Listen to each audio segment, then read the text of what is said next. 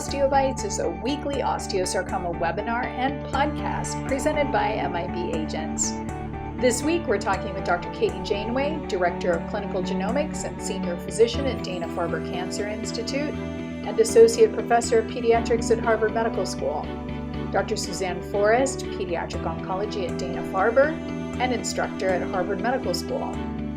Our OsteoWarrior panelists this week are Maeve Smart, MIB Agents Junior Board, Alexis Johnson, MIB Agents Junior Board and Mission Commander, Amanda Levine, Patient Advocate, and I'm your host, Anne Graham, President of MIB Agents. Welcome to OsteoBites, everybody. Summer is here, so because it's OsteoBites, we have to have a snack. Mine's raspberries today because they're so delicious right now. I hope you have your snacks too. Today, we are excited to have Dr. Katie Janeway and Dr. Suzanne Forrest both with us. They are physician researchers with Dana-Farber and professors of medicine at Harvard Medical School. They'll be talking about an osteosarcoma trial that's funded by Osteosarcoma Institute, the same people who bring us the osteosarcoma hotline. So really excited about that. We also have our panelists with us, two of whom are MIB Agents Junior Board members who are pursuing a career in medicine, Maeve Smart and Alexis Johnson. We also have our regular OsteoWarrior and panelist, Amanda Levine, and I'm your host, Anne Graham, also an OsteoWarrior and MIB Agents President. Excited to get started, but first wanted to tell you that MIB Agents makes it better, MIB, for kids with osteosarcoma. Our mission, our life, our purpose is to provide direct patient and family support to bring together the physician, researcher, and patient community in the spirit of collaboration and education, and by funding osteosarcoma-specific research. We have over 200 volunteers and a dedicated medical researcher community that helps make all of that happen, including our guest, Dr. Katie Janeway. So Katie, would you get us started by introducing yourself, please? Sure. So I'm Katie Janeway. I'm a pediatric oncologist. I'm an associate professor. Hopefully someday I'll be a full professor. And I'm at Dana-Farber and Boston Children's here in Boston, Massachusetts. I am the osteosarcoma expert here at this institution. And we see about 40 new osteosarcoma patients each year. So we have quite a big program here, and I'm fortunate to work with a really terrific team. And one of those team members is joining me today to help tell you about this very exciting trial that we have opening up. So I'll let her introduce herself next. Thank you. I'm Suzanne Forrest. As Dr. Janeway say, I work closely with her, and I'm one of the junior faculty members at Dana-Farber and Boston Children's, an instructor in medicine at Harvard as well. And I'm very happy to be working with my mentor, Dr. Janeway, on this trial, as well as other work that we do together supporting osteosarcoma research. Hi, I'm Amanda, and you may know me from both the public and private groups on Facebook for the past 10 years. I'm thankful for MIB for again having me. My experience with osteosarcoma began in 1987 when I was diagnosed with OS of my left leg and left lung, and then in 2010, I had breast cancer. And you hear me talking funny because in 2018, I was diagnosed with ALS, but it will never ever stop me from helping you. I'm Alexis Johnson. I'm a 12-year osteosarcoma survivor, and I'm also a second-year medical student at the University of Arizona, Tucson. I've been involved in MIB for a couple years now. They're like my second family, and I'm mission commander and part of the junior board. I'm Maeve Smart. I'm a two-time osteosarcoma survivor. I was diagnosed in 2011 and 2014. I'm now 6 years, no evidence of disease. I'm going into my 4th year at Northeastern in Boston. And as Anne said, I'm also a member of the junior board. Thank you for having me. So I'm going to go ahead and share my screen. I've got a few, Suzanne and I have a few slides to show you just to help explain this clinical trial. Before I start, and start those slides, I wanted to just let this group know about 2 other activities that we're leading here at Dana-Farber, or that we are activating here at Dana-Farber, just in case you want to ask questions about those as well. The first is something called Count Me In, which was first launched and introduced to the community at the Factor meeting right before everything. We started meeting on Zoom all the time this year. And that is, it's called the OS Project, and it's a platform that allows us researchers and patients and families and loved ones to work together to try to further progress in osteosarcoma through a participation in sharing samples and research, and clinical data from the medical record. So if you're interested in that, you can ask me questions about that at the end of the presentation. The project is still open and people can sign up. Right now during COVID, we're not able to take in samples, but they're working on trying to figure out ways to continue the project even during these unusual times. And I'll tell you about the other trial at the end of the presentation. Hopefully you can see my slides now that are about this phase 2 trial of olaparib in combination with ceralasertib in patients with recurrent osteosarcoma. Just looking at Alexis and Maeve to make sure everyone can see my slides. Yes? Okay, great. So I did talk about this trial at the Factor meeting as well, but I wanted to update people because we're very close to opening this clinical trial here at Dana-Farber. And I will start with just a little bit of background. And this background is some biology called DNA damage response and inhibitors. So what's shown here in the 2 colors of blue is a strand of DNA. And when a cell divides, it needs to multiply this DNA. It needs to make 2 copies so that there are 2, each daughter cell or son cell, we tend to call it a daughter cell, has a full copy of the DNA. And when the DNA is being copied, it tends to get breaks in it or nicks. So these little holes here are not supposed to be there. This is a nick or a break in one strand of the DNA, and this is in both strands. And you can think there's all this underlying sort of machinery, which is shown under the 2 strands of DNA, which is called the DNA damage response. And you can think of it like 4 legs of a stool. So 1, 2, 3, 4, that kind of hold up or prop up the process of DNA replication or making these 2 copies of the DNA. And it turns out that cancer can actually be caused by one leg of the stool being weak.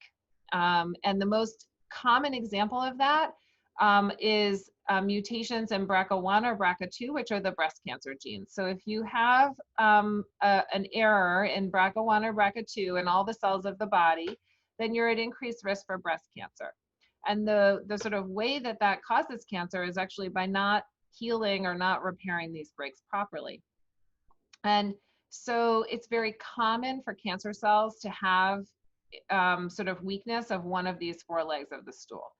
And when you have that, the cancer itself actually gets what we call signature 3, which is like a scar. It's like a mark of the fact that the cancer cells have this weakness in one of the legs of the stool. Well, it turns out that this weakness, this what we call DNA damage response deficiency, actually also results in creating a vulnerability for the cancer. So you'll remember I mentioned that the process of multiplying the DNA and repairing these broken areas, it has 4 legs of the stool. If you have weakness in one leg, it turns out that if you weaken the other leg, the stool can actually fall over and then the cell dies off instead of making 2 daughter cells. Okay, so that's the vulnerability that having a weak stool leg causes. And so because of that, there are a ton of drugs that have been developed to try to weaken additional legs of the stool. And this trial is going to focus on a group of drugs called PARP inhibitors, which weaken one of the legs of the stool. It turns out that another way that you can kind of use this weakness as a vulnerability is to kind of overload the system. So if you cause a lot of these, if you give treatment that causes a lot of these breaks, it kind of overburdens the system. And if one of the legs of the stool is weak, it's too much. Like it's like putting too much weight on top of a stool that has a weak leg, and the thing falls over. So again, when it falls over, you don't make the daughter cells and you can't survive as a cancer. So it turns out that cisplatin, which I think most of you know we use in osteosarcoma, actually works by causing these breaks and kind of overloading that stool. So interestingly, a lot of the cancers that we'll talk about where these drugs that weaken one of the legs of the stool are used are also treated with cisplatin, like osteosarcoma. And you may, I don't know if you've talked much to other sarcoma patients, but osteosarcoma is actually the only sarcoma where we use cisplatin. So one of the drugs in this trial is called olaparib.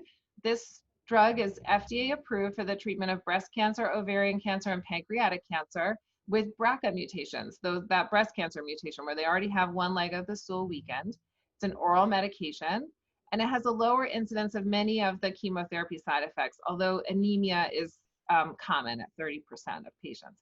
And it turns out that olaparib has gone from being shown to be useful in metastatic breast cancer in the relapsed and refractory setting, which I'm showing you up here on the top, where it causes tumor shrinkage, to actually this was done in 2010, and now in 2017, which is shown at the bottom, actually showing that in the newly diagnosed setting, it's better than the standard chemotherapy. So it turns out that osteosarcoma has this signature 3, or this evidence of scarring from an abnormal repair of the DNA. In our review of 92 osteosarcoma samples from high-risk patients, and this is a combination of patients seen here at my institution and patients who've enrolled in our 12-institution study called the GAIN Consortium study, 30% of the osteosarcomas we look at have signature 3. We don't, however, find an underlying, for example, breast cancer mutation in most of the patients. So we're unclear why osteosarcomas, about a third of osteosarcomas have this signature 3 or the scarring. And I'm going to not dwell on the next 2 slides, but basically just to say that our group isn't the only group that has shown this. There are 2 pan-pediatric cancer studies that showed this. And actually, this is kind of a national database of cancers with signature 3. And osteosarcoma here has 33% of the tumor sample sequenced that have signature 3. And this is an independent group from the one that I showed you. So it's a totally different group of cancers. And I put up here the percentage of cancers in these different cancer types, pancreatic, prostate, breast, and ovary, that have signature 3. And those are the cancer types where olaparib has been used and in many cases is approved for by the FDA for use in these cancers. So it's one of the cancers that has a relatively high rate of evidence of having abnormal DNA repair or signature 3, where these drugs, olaparib, that kind of use that vulnerability actually have been, and it hasn't been studied in osteosarcoma. So I have one more thing to tell you that's important in terms of explaining to you why we chose the second drug to go with olaparib that we chose, and that's about telomeres. So telomeres are the end of the DNA or the chromosome, and when you have short telomeres, sorry, I should back up 1 second. The end of the chromosome tends to shorten over time. That's actually what causes aging. And so when you get a shorter telomere, you get senescence, or the cells sort of stop proliferating or growing. And cancers, because they grow a lot, they need long telomeres. There are a couple of ways to keep your telomeres long. One is called telomerase, and one is called ALT, or it means alternative way to do it. And more than half of osteosarcomas use ALT. Well, it turns out ALT also relies on that 4-legged machinery that's used to repair those DNA breaks.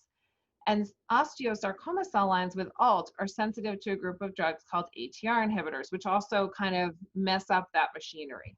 And this is just a paper from Science from a couple of years ago, showing that ALT-positive osteosarcomas, these are cell lines treated with this, which is an ATR inhibitor, are very sensitive to that drug. So when we were, this goes back now, I think about 4 or 5 years ago, we've been thinking about, can we use what we understand about the osteosarcoma genome to try to get sort of more precision therapies into the clinic? And I think it was the Osteosarcoma Collaborative that kind of engaged some of the investigators in a discussion about this. And one of the things that we heard loud and clear there from patients and families, and also from investigators, and I think is very right, is osteosarcoma, especially when it comes back, tends to be quite aggressive. And so using a single drug may not be the best approach. And so we were challenged to think about, can we do a combination of drugs? Because if we use a single drug, maybe the cancer just gets smart enough and figures out a way around it quickly. And so we were fortunate to see that the drugs PARP inhibitor and ATR inhibitor had been used together, actually, both in the laboratory and actually in patients.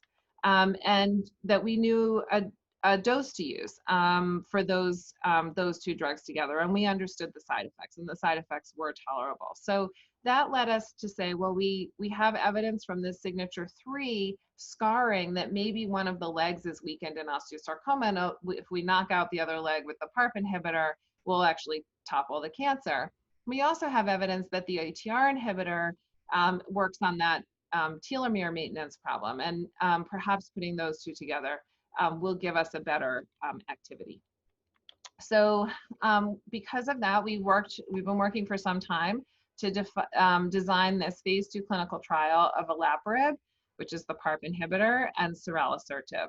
And I'm going to actually let Dr. Forrest tell you kind of what the goals of the trial are and what the treatment is. And so I'll turn it over to her now. Thank you very much. So I'll just give a little bit of a quick summary about the trial. So the goal is to test whether these 2 medications that Dr. Janeway mentioned, olaparib and ceralasertib, work to treat osteosarcoma that has come back or has become resistant to treatment. And the second goal is to collect tumor and blood specimens to better understand which patients potentially benefit from this treatment and potentially respond to the treatment, and also to advance osteosarcoma research. The design of the trial, it's a phase 2 trial, meaning that the dose has already been determined. So it's the safety and dose has been determined already. And it's really the main goal is to see whether the combination treatment works. And there are 2 different groups in the trial. The first group have osteosarcoma that is not able to all be removed with surgery. And the second group have osteosarcoma that's only in the lungs, and where the doctors think that it can be removed with surgery. It can be on either one or both sides of the lungs. The key inclusion criteria, so different clinical trials have different inclusion and exclusion criteria for which patients can participate in the clinical trial, and we generally try to have it be as open as it can be to as many patients as possible. Because of the use of the dose from adults treated with these 2 combinations, the age limitation for the trial is 12 to 40 years, but we think that that will hopefully include almost all of our osteosarcoma patients. And then the weight, patients do have to weigh over 40 kilograms or 88 pounds, just because of the dose of the medication and the size of the pills. And then they do have to be able to swallow pills as well, have tumor tissue that is available from previous surgeries that were done. And then they do have to have certain bone marrow showing that their bone marrow is working pretty well in terms of their neutrophil count being over 1250, their platelet count being over 100, and their hemoglobin being over 9. And that's because these medications can cause your blood counts to go down a little bit, but we certainly don't expect it to go down a lot like it does with regular chemotherapy. The treatment on the trial, we mentioned and was on another slide. The olaparib medication is given every single day. The medications are given in a cycle that's 28 days long or 4 weeks long, and the olaparib is given twice a day for the whole cycle, and the ceralasertib is given just on the first 7 days of the cycle. And then participants are monitored for side effects, and if there does need to be a change or lowering of the dose, then that the doctors treating the patients will do that. And patients can remain on treatment for up to 2 years if they seem to be having benefit. For the patients with osteosarcoma that's only in the lungs, they also have surgery to remove the tumors from either one or both sides of their lungs at specific times. And to show more information about the trial, you can go to the clinicaltrials.gov website, and there's more information, including all of the different eligibility criteria for the trial. So one very important part of this clinical trial is that we aim to learn from every single patient. Suzanne and I are working in collaboration with Dr. Alejandro Sweet-Cordero and a physician, a younger physician like Dr. Forrest named Dr. Avanti Shah, to make sure that we fully study every single tumor that we're able to obtain as part of sample that we're able to obtain as part of this trial. Not only just the static tumor itself, but trying to make a model of that tumor and understand in the laboratory what are some of the predictors of response to olaparib and ceralasertib. And so that's very active ongoing work with Dr. Sweet-Cordero, who's already started to work with the models he has in the laboratory with these drugs to help us sort of better understand. And so this is showing basically Dr. Alejandro Sweet-Cordero's laboratory work, and this is the clinical trial, and there are all of these connections. And actually we're, speaking frequently as we're developing the trial with his laboratory to make sure we get the samples that he needs to do his work. Because really, this is the best way we think to move osteosarcoma forward, is not just to do the trial and get the trial results, but also to really understand those trial results in a very patient-specific manner. So with that, I'm just showing here some of the people who've been involved in developing this clinical trial. I do want to acknowledge the funder, who is the Osteosarcoma Institute for the clinical trial, AstraZeneca, who is the partner supplying the drug and supplying funding for drug distribution. And then the St. Baldrick's Foundation, Battle Osteosarcoma, has worked to fund the component of this trial that is this, what we call correlative biology, or the sort of deeper investigation of osteosarcoma in Dr. Sweet-Cordero's laboratory. And I do want to mention that for those of you who have been involved in local fundraising efforts or even fundraising efforts for the Dana-Farber, it's really those sorts of philanthropy or donations that really help us get a trial like this off the ground. The trial funding doesn't actually start until the trial is activated and enrolling patients, and you can imagine there's a huge amount of work and time of people that sort of leads up to the trial being able to be activated. So it's really those types of smaller donations and gifts that allow us to get a trial like this to the point where we are now. I do want to mention that the trial is all the way through regulatory approval. It has approval from our IRB, it has approval from the FDA, and we are just awaiting arrival of the drug at our institution in order to be able to activate the trial. You may think that would be something relatively quick, but we are anticipating that it may take a month or two to get that the drug on site. There will be 2 other sites where the trial is open, three. One is UCSF, and then the other 2 locations are MD Anderson Cancer Center and Memorial Sloan Kettering. And it will take the other sites probably an additional 3 or 4 months to be able to activate the trial. The one other trial I wanted to mention is a clinical trial that we are about to open. It's also a phase 2 trial. It's a phase 2 trial where we're trying to determine the activity of a particular type of treatment in osteosarcoma that has recurred. And this trial is combining chemotherapy with a multi-targeted kinase inhibitor. So the chemotherapy is ifosfamide and etoposide, and the multi-targeted kinase inhibitor is called lenvatinib, which is in the same category of drugs as pazopanib, regorafenib, and some of those other IBs that you may have heard of. And this is a randomized trial, so all patients will get ifosfamide etoposide, and only some of the patients will be randomized to get the lenvatinib in combination. And we're trying to answer the question about whether giving lenvatinib with ifosfamide etoposide actually helps it work better. So people can ask me questions about either this trial that we told you about in more detail, the ifosfamide etoposide plus lenvatinib trial, or the Count Me In project. Oh my gosh. This is so much. I mean, this is so much for osteosarcoma. It's what we've been dreaming of. It's what we've been waiting for. This has been a long time coming.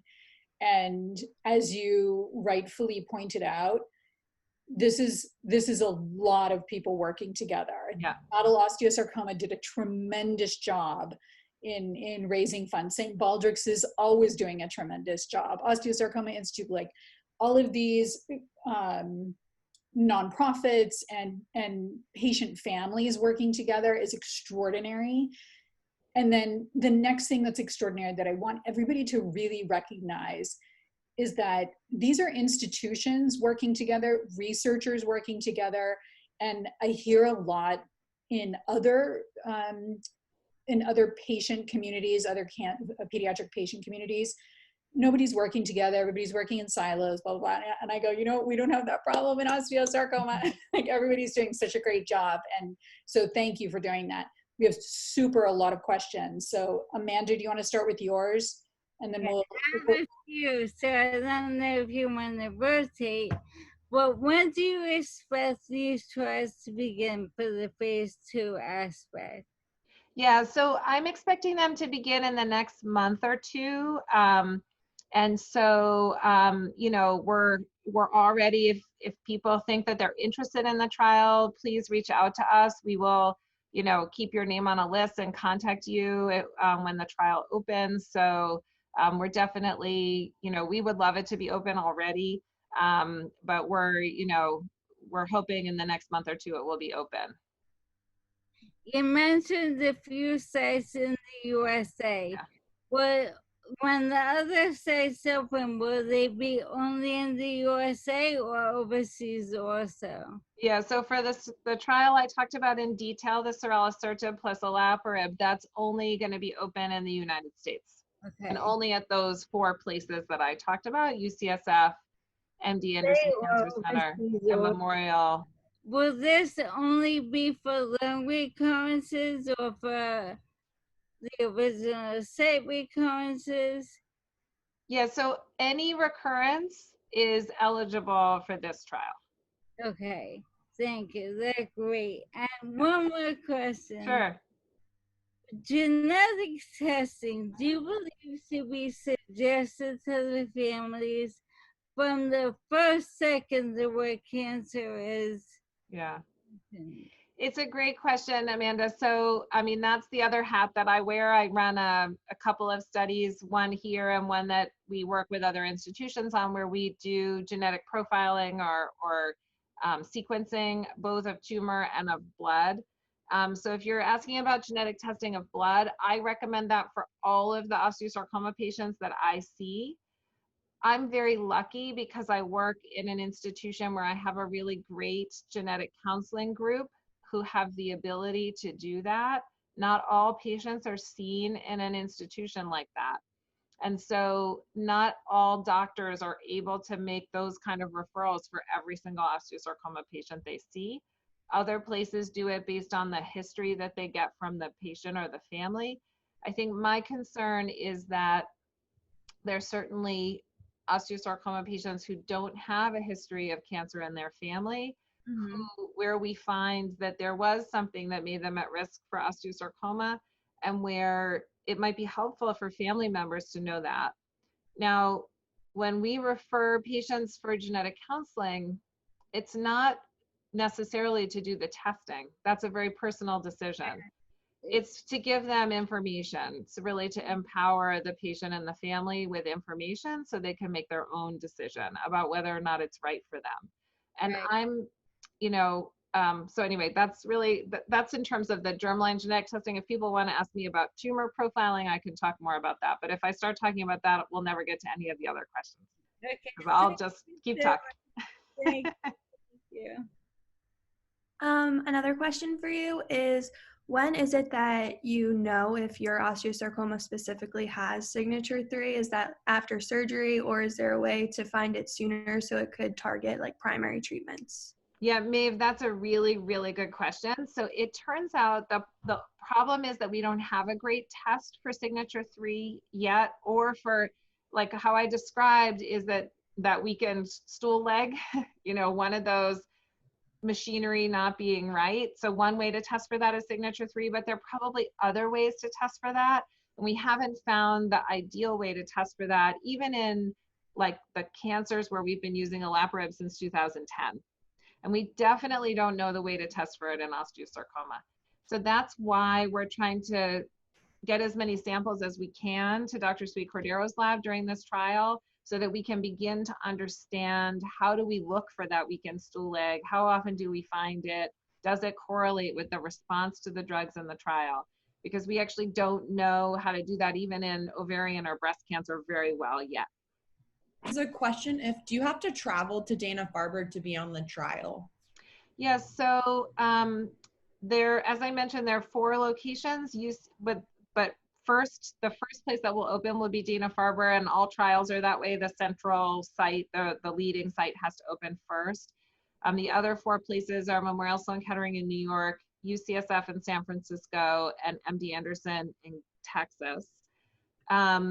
And unfortunately, right now, you do have to travel to one of those. Well, will be the first site that will be open, so you would have to travel to Dana-Farber. We have been able to continue to have patients even during, I don't know if this question is related to COVID, but even during COVID, we have been able to support patients coming here for clinical trials. It is an oral medication, and so you don't need to stay for a long time and get all of the treatment here. And we've tried to minimize the extra study visits to the extent that we can to allow patients flexibility in traveling back and forth. But I know that it is a challenge right now for people to travel places for clinical trials. Another question from Carolyn is Seraserviv commercially available or only available in a trial? Yes, so ceralasertib is only available as part of a clinical trial. And I don't think it would be a good idea. There are certain medications that, you know, there are trials going on, and we know enough that we think, well, we could use the drugs off of the clinical trial. I think for these drugs, it would really be best to use them as part of the clinical trial, so we really can learn, you know, how well do they work, what are the side effects in osteosarcoma patients, and the olaparib is available, but the ceralasertib is not. Okay, question. For patients with resectable lung mets, at which point in the trial would they be able to have surgery, assuming they would start the trial with measurable disease? Right. So, so this is a little complicated. So I'm gonna make sure that Suzanne corrects me if I say this incorrectly. So patients who have lung metastases only on one side enter the study, get 2 cycles of the olaparib plus ceralasertib. They get a CT scan. They have resection of the tumor. If it looks like the olaparib and ceralasertib are benefiting the patient in terms of there's been no substantial growth of the tumor, they stay on the treatment for up to 2 years. For patients who have 2 sides of lung metastasis and the surgeon thinks they can do surgery on both sides, they would enter the trial, have the first side resected, get the 2 cycles of olaparib, ceralasertib, get a scan again, and then the same thing, they would continue on treatment as long as it looked like it was helping. Dr. Forrest, did I say that correctly? I have the schema right here. No problem. For the patients with it on both sides, they have the surgery after the 2 cycles too on the second side that hadn't been done yet. And then after that, if they feel like they're still benefiting, they can remain on the study medication for up to 2 years. It's very similar to what we do outside of a trial if we're planning to combine treatment with a surgery. We tend to give the treatment to see if it has any effect before we do the surgery, so we know whether to continue it after the surgery. Osteosarcoma can have many markers. Without having testing for signature 3, how do you target the right marker to the right trial? Yeah, it's a great question. So so this gets into the second half of the answer that I started to get into when Amanda asked me that question about genetic testing. So there's 2 kinds of testing. You can test the blood, which tests all the cells in the body. That's where you look for sort of risk for cancer. And then you can test the tumor, what people call tumor profiling. And that's where you look for these markers, what people call markers or biomarkers. And it's true that osteosarcoma often has many different changes in genes when you do that kind of testing. In my experience, and we've tested about 100 osteosarcomas, and including testing some multiple times, those markers generally don't point to a specific therapy very well. There's not like a direct link between what we find and a treatment. That's unlike, there are some cancers where you do get that direct link, you know, with at least some frequency. In osteosarcoma, it's pretty uncommon to find something. We find interesting things. We think they're important in terms of the cancer. There are some that are, you know, repeating in you know, percentages of patients, but they don't tend to usually sort of directly point to a way to do treatment. And we are hoping that through this trial, because we're collecting tumor as part of it and working with a really good group who's really interested in trying to identify those markers that link to treatment, to figure out what the markers are that link to this therapy. And whether that's signature 3 or other ways of looking at weakening of that stool leg, that's what we're going to hope to get at the end of the I mean, actually, what we really hope is it helps everybody. That would be my ideal, is that every patient who comes in the trial, but that's very unlikely. It's just not how oncology trials usually work. And then if only a subset are helped, we're hoping to be able to identify at least some markers that show how that is. So how do we identify the markers? The real way is to have as high a rate of contribution of tumor samples of patients who participate in the trial as possible. As you mentioned cisplatin, is that typically used as a one-time chemo for MAP or first-line therapy? Can you talk a bit about how osteo patients tolerate the drug for relapse? Yeah, so cisplatin, I mentioned cisplatin, which is the P in MAP. So the P in MAP, so MAP is methotrexate, adriamycin or doxorubicin, that's the red one, and cisplatin, which is the one with the P.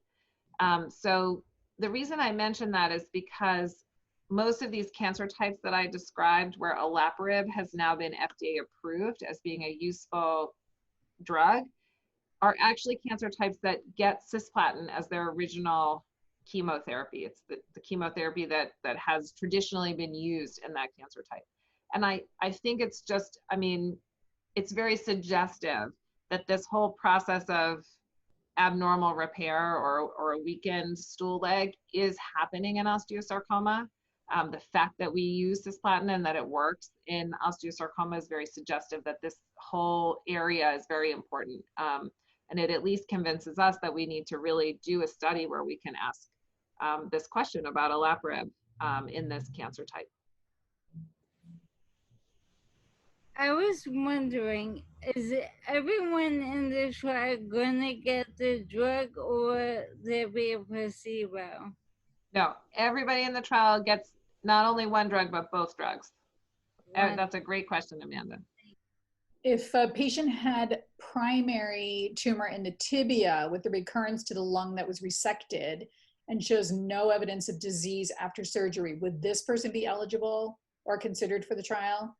So that person would be eligible if they signed up for the trial before having the tumors in the lung resected. Ah, right. Okay. Okay. So we want to hear early about that so that we can have the patient enter the trial. We can give the drug, and because we don't want to give drug, the reason we did that, Anne, is we don't want to give drugs that we're learning about the activity of to patients who have no evidence of disease for 2 years, where we don't know whether or not it's actually doing something to the cancer. So we want to have them come into the trial. We give them those 8 weeks of treatment, get imaging, see, get an idea of is it working or not, do the surgery, and then if it's working, we continue for 2 years. Right. It's a little off topic, but there has been some optimistic press lately about, I'm going to botch this, berzosertib, an ATR inhibitor, which I think was in one of the slides about the stool eggs. Can you share any thoughts about this and potential candidate for future trials or potential for osteosarcoma? Yeah, so if it's prexasertib, prexasertib is a CHEK1 inhibitor, which is very related to what we're talking about. It is, you're right, whoever picked up on that is very intuitive, or very observant is a better word. CHEK1 is one of the underlying machinery in one of those stool legs.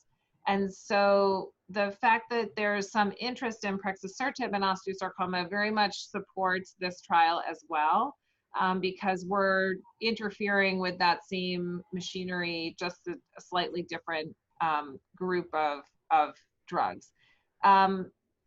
Prexasertib, as far as I know right now, I think we would be interested in trying to design a trial of prexasertib with osteosarcoma. Right now, that's not something that we've gotten positive feedback on when we've asked about trying to move forward with a trial in osteosarcoma with prexasertib. Anything else do you want to talk about, Dr. Janeway? Dr. No, Forrest? I want to thank you, Anne, and Alexis, and Maeve, and Amanda for having us come and speak in this forum. But more than that, I want to thank the way that MIBG Agents has brought the community, and other groups have brought the community of doctors, researchers, and patients and families together. I think without that, we wouldn't be where we are right now, to have several projects in osteosarcoma that I'm really excited about, and it's kind of a what's a good word for it, like a magic sauce of good stuff that's kind of moving this field forward. So I just want to thank you for that, and I want to thank future patients and families who are willing to participate in the trial. We're so grateful for you and for the researchers and physicians that we work with, that they're so open and willing to work with us and to work with each other. And as a patient, you don't really know how willing people are to work outside of their institution, but in doing this work at MIB, what we hear over and over is, it pains the physicians to look in another child's eyes or another parent's eyes and say, I don't have anything else for you. And that pain is really the transformative moment where they go, we have to do something else.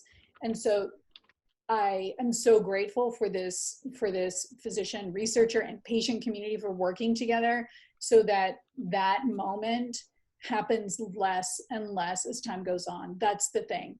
But in the meantime, you can't do your work without us contributing to it as well, financially. Of course, when we're outsmarting osteosarcoma and we're asking for donations for research, that it goes right to these projects. And places like Osteosarcoma Institute funding this research, it's profoundly meaningful. As we can see, we wouldn't have this without Osteosarcoma Institute. We wouldn't have the research that MIB funds without that stepping stone grant. In the meantime, that's not the only way to contribute. To go to osproject.org and just sign in, and you can contribute at any level. You can say, and none of it's financial, you can go on and say, I was this age at diagnosis, I'm how many years out, You can go all the way through to here's biosamples, here's my medical records, but you choose. But participation at any level means discovery. It's something you're teaching, we're all teaching each other something we all didn't know. And it's not until we all come together that those discoveries happen. So now it's never been a better time for discovery. We just now have to hit the gas, and we've just got to go do it. So go to osproject.org, ask your doctor about these clinical trials. We have the information now to go. So let's go. Okay, so thanks, you guys. This is such an exciting OsteoBites. It provides so much hope, even if you're in treatment, maybe even especially if you're in treatment, that this work is being done and these options are available. So thank you. We, in the meantime, cannot wait for next week's OsteoBites, which is going to be another cool session. We have Ellen Shobet, who's a registered nurse, navigator at Baylor College of Medicine and Texas Children's Hospital. She'll be here with David Poplack, who's the director of Global Hematology-Oncology Pediatric Excellence Program and associate director of Texas Children's Cancer Hospital and Hematology Centers. And they'll be talking about the Passport for Care program. That's going to be so amazing. Like, Dr. Poplack, are you kidding me? That's going to be awesome. And Ellen is brilliant. Finally, if you haven't downloaded or received your book, Osteosarcoma From Our Families to Yours, please do. Yes. In addition to the free download on our website, you can get a, yes. Dr. Janeway's got it. We like the cool kids, get one too. Your institution can get this too. If you want 5 copies or more, please email us. It will be available shortly in Chinese and Spanish. Those translations are done. We're just formatting the new book now. So that's it. Thanks for joining us today. And of course, thanks to our guests, Dr. Janeway, Dr. Forrest, Amanda, Maeve, and Alexis. Stay safe, everyone. If MIB agents can be of help to you, please let us know. Together, we make it better for osteosarcoma kids everywhere. Thanks. I wish you so much success. Thank you. Thank you so much for having us. Register for next week's OsteoBites when Ellen Shobet, nurse navigator at Baylor College of Medicine and Texas Children's Hospital, is here with Dr. David Poplack, director of Global Hematology-Oncology Pediatric Excellence Program and Associate Director of Texas Children's Cancer and Hematology Centers, to talk about Passport for Care. Sign up on our YouTube channel for early viewing each week of new videos and access to the entire library of OsteoBites. For OsteoBites podcasts, listen wherever you get your podcasts. Until then, please help make it better for kids with osteosarcoma. Visit our website at mibagents.org.